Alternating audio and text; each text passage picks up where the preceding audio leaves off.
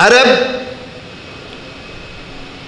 عام طور پر اپنے سالوں کا حساب، اپنے مہینوں کا حساب تو چاند دیکھنے سے کرتے تھے، لیکن مہینوں کے معاملے میں خاصے آزاد خیال تھے۔ اگر کبھی حج ان کے خیال میں ناپسندیدہ موسم میں آنے لگتا تھا تو 2 مہینے آگے یا 2 مہینے پیچھے کر دیا جاتا تھا۔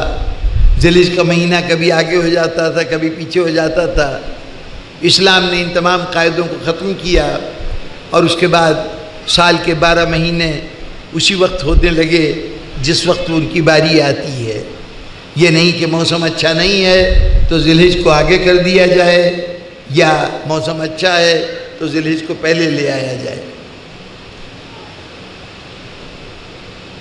اسلام کا سال ہجرت سے شروع ہوتا ہے، سن ہجری آپ کہتے ہیں۔ اس سے پہلے عربی سال جناب رسالت مآب صلی اللہ علیہ وسلم کے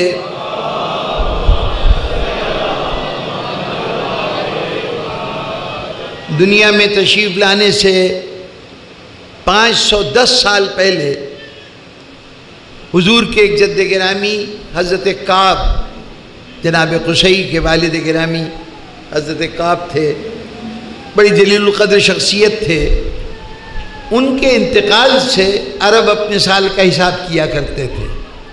کعب کے مرنے کے اتنے سال بعد، کعب کے مرنے کے اتنے سال کے بعد، جیسے ہماری بڑی بوڑھیاں بعض اوقات اپنے کسی کی عمر کا حساب لگاتی ہیں تو اس قاعدے سے کہ فلاں کی شادی میں یہ اتنے سال کا تھا یا اتنے دنوں کا تھا، اس قسم کی کوئی بات، یا فلاں کے موت کے موقع پر یہ ابھی اسی زمانے میں پیدا ہوا تھا، یوں سال کا شمار کرتی ہیں۔ یہی حال عربوں کا تھا، کوئی سنجیدہ نظام نہیں موجود تھا، کوئی باقاعدہ سن نہیں تھا۔ یہ حضرت کعب کے حوالے سے 510 سال تک سالوں کا شمار ہوتا رہا، لیکن جس سال حضور کی ولادت ہوئی ہے اسی سال حضور کی ولادت سے کچھ عرصے پہلے، چند دن پہلے، وہ مشہور واقعہ ہوا تھا جسے ابرہہ نے آ کے خانہ کعبہ کو ڈھانے کا عزم کیا تھا اور ابابیل کا لشکر آیا تھا، جسے تباہ کیا تھا۔ تو یہ بہت غیر معمولی واقعہ تھا، چنانچہ عربوں نے اس سال کو عام الفیل قرار دیا، ہاتھیوں کا سال، اور اس کے بعد سال کی شمار جو ہے وہ عام الفیل سے ہوتا رہا۔ پیغمبر صلی اللہ علیہ وسلم نے اپنے دور حیات میں پہلی مرتبہ ایک سال کو خصوصی نام دیا، اور وہ سال تھا کہ جس سال حضرت ابو طالب اور حضرت خدیجہ کا وصال ہوا ہے، تو حضور نے اس سال کا نام عام الحزن رکھا، غم کا سال۔ گویا پہلی مرتبہ جو سن قائم کیا گیا سنت رسول کے مطابق وہ حزن کا سال تھا، خوشی کا سال نہیں تھا۔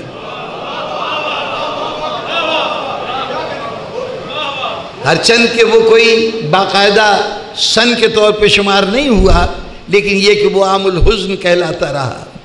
اس کے بعد حضور نے ہجرت فرمائی، اور جب ہجرت فرمائی تو اس کے بعد اب کتابیں مختلف روایتیں بیان کرتی ہیں۔ ایک کتاب ہے الاستیاب ابن عبد البر کی، اس کا کہنا یہ ہے کہ حضور نے خود یہ ارشاد فرمایا کہ اب آئندہ سے سال کا شمار واقع ہجرت سے کیا جائے گا۔ یہ تاریخ اسلام کا ایک ٹرننگ پوائنٹ ہے، چنانچہ اس ہجرت کو بنیاد بنایا جائے اور سال یہاں سے شروع کیا جائے۔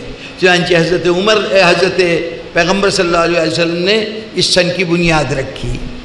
البدایہ والنہایہ ایک اور کتاب ہے جس کا کہنا یہ ہے کہ حضرت عمر کے زمانے میں ایک تحریر پیش ہوئی جس کے اوپر شعبان کی کوئی تاریخ لکھی ہوئی تھی۔ حضرت عمر نے پوچھا کہ یہ کون سے شعبان کی بات کر رہے ہو، اس سال یا اس سے پچھلے سال یا اس سے پچھلے سال؟ تو کوئی معین سال نہیں بتایا جا سکا۔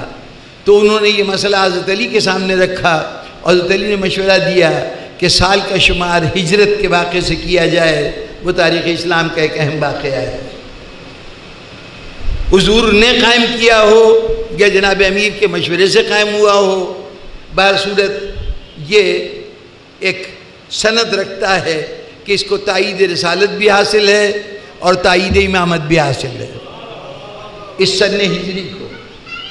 لیکن اہم بات یہ ہے کہ حضور نے یہ اس میں کوئی اختلاف نہیں ہے، تقریباً تمام تاریخیں جو عموماً تاریخوں پر متفق نہیں ہوتی، جن تاریخوں میں اختلافات بہت زیادہ پایا جاتا ہے کہ حضور کی ولادت کی تاریخ میں اختلاف ہے، حضور کی وصال کی تاریخ میں اختلاف ہے، اور اسی طرح کے تمام واقعات کے سلسلے میں تاریخوں کا اختلاف ہے، لیکن اس بات میں کوئی اختلاف نہیں کہ حضور نے جو ہجرت فرمائی تھی اس وقت ربیع الاول کی پہلی تاریخ تھی۔ 3 دن تک غار ثور میں رہے اور اس کے بعد وہاں سے روانہ ہوئے اور 10 دن تک قباء میں جا کے قیام کیا۔ جب حضرت علی علیہ السلام آ گئے تو گویا 10 دن وہ اور 3 دن یعنی 10 دن میں سفر بھی شامل ہے اور وہاں پہ قیام بھی شامل ہے۔ جب حضرت علی بھی پیچھے سے پہنچ گئے تو حضور مدینہ شہر میں داخل ہوئے اور اس دن ربیع الاول کی 13 تاریخ تھی۔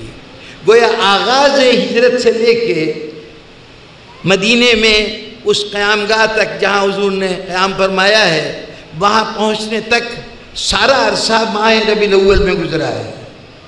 اب اگر واقع ہجرت سن کی بنیاد بنے گا تو پہلا مہینہ وہ ہوگا جس میں ہجرت ہوئی تھی۔ بنیادی طور پر وہ مہینہ ظاہر ہے کہ محرم پہلے مہینہ پہلے کیلنڈر میں یا تو پہلا ہوتا تو یہ کہا جاتا کہ چلیے اس کو ایڈجسٹ کر لیا گیا کہ پچھلے کیلنڈر کے مطابق محرم کو سال کا پہلا مہینہ قرار دے دیا گیا۔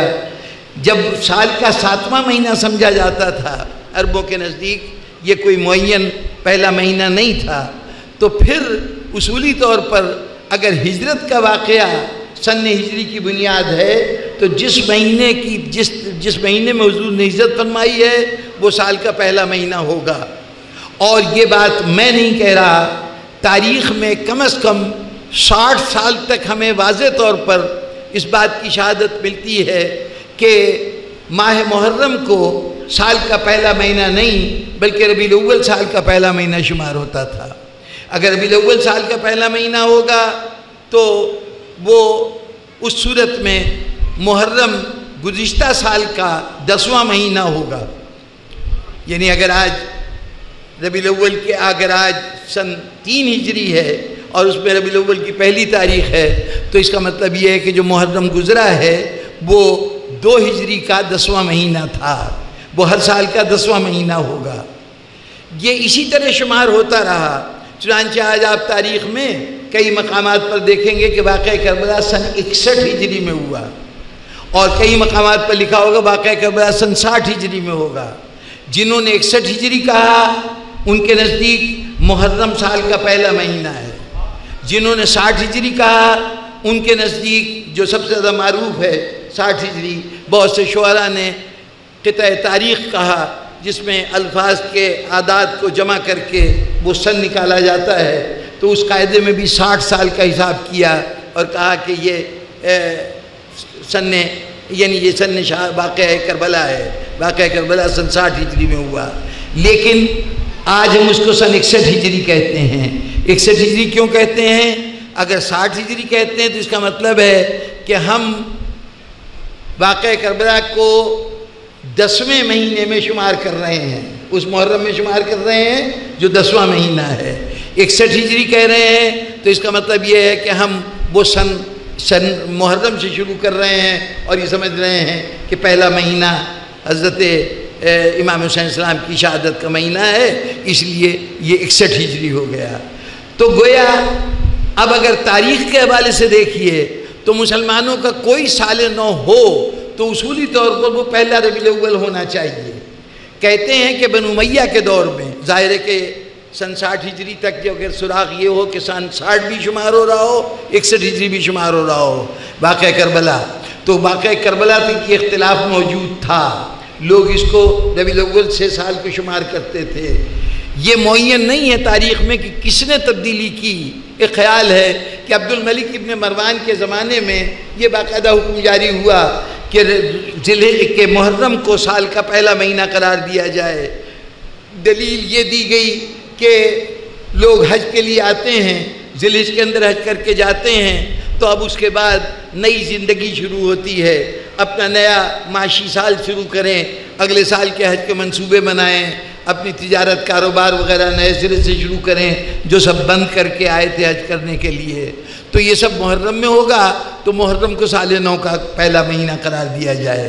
یہ بنو امیہ کے کسی حکمران نے خیال یہ کہ عبد الملک ابن مروان نے یہ قاعدہ قانون منظور کیا تھا کہ محرم کے پہلی تاریخ جو ہے وہ سال کی پہلی تاریخ قرار پائے گی.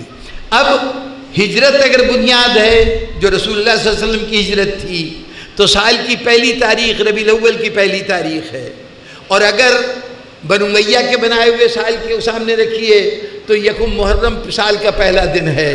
اب آپ کا دل چاہے تو رسول کی سنت پہ عمل کرتے ہوئے پہلی ربیع الاول کو سال کا پہلا دن بنائیے، اور بنو امیہ کی سنت پہ عمل کرتے ہوئے محرم کو پہلے دن کو سال نو قرار دیجیے.